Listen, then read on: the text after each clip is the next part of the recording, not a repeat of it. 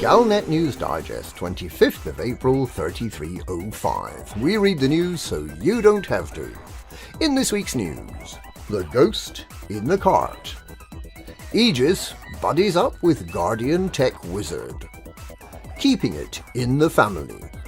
Project Zoo. The ghost in the cart.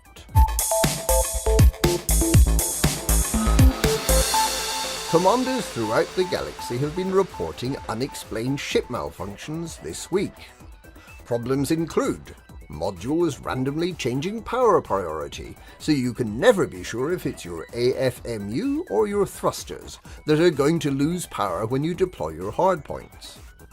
Shields that turn themselves back on after you explicitly turn them off. And a heads-up display that starts flickering.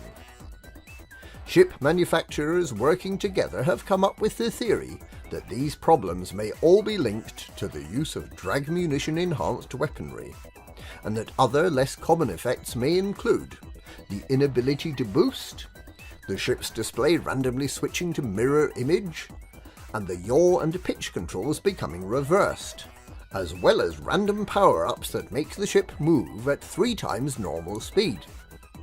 A junior spokesperson for Zorgan Peterson suggested it might be possible to make a racing game using some of these random effects.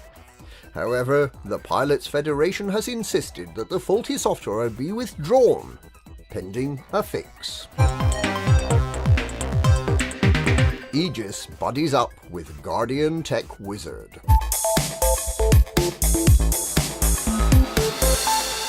Aegis Research is planning a campaign to develop improved anti-Thargoid technology after announcing its partnership with engineer Ram Tar.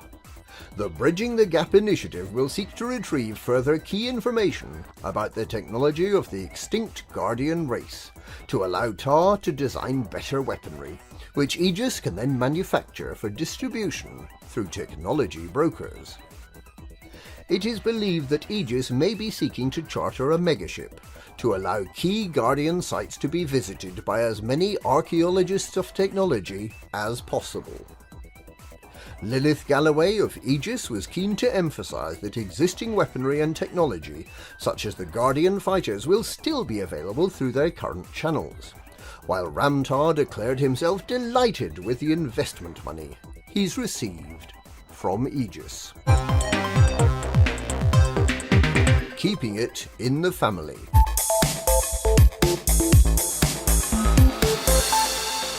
Cousins Hadrian and Aisling Duval have confirmed that they are now on first-name terms, having signed a non-aggression pact.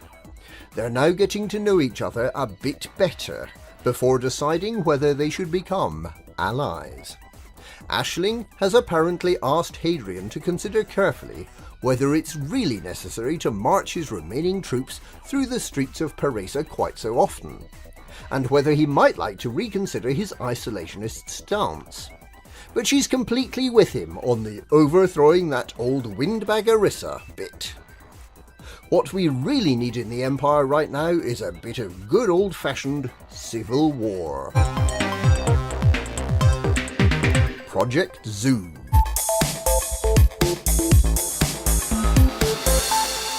The Pilots Federation this week announced the next of a string of conservation projects.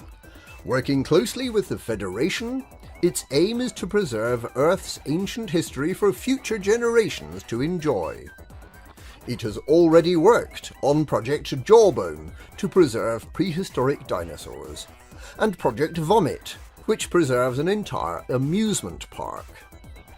The new Project Zoo sets out to preserve a Yorkshireman, with a penchant for Wensleydale cheese and his highly intelligent and helpful dog, together with a mastermind criminal penguin. Following that, the next project, Project Thomas, is expected to be a faithful recreation of the Earth's island of Sodor, complete with primitive self-propelled coal-powered locomotive engines with faces and personalities. At least one of these locomotives is believed to remain bricked up in a tunnel, and teams of archaeologists have been dispatched to find it. Finally, Project Zimmer will seek to preserve the original crew of the Lave Radio Orange Sidewinder, none of whom have seen recent active service, and who are believed to be living in retirement in a sanatorium in Northamptonshire, and only wheeled out in their bath chairs once a year for a token appearance.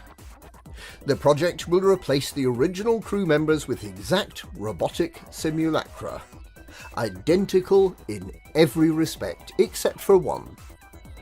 The robots will be interesting. And that's this week's Galnet News. Galnet News, we read the news, so you don't have to.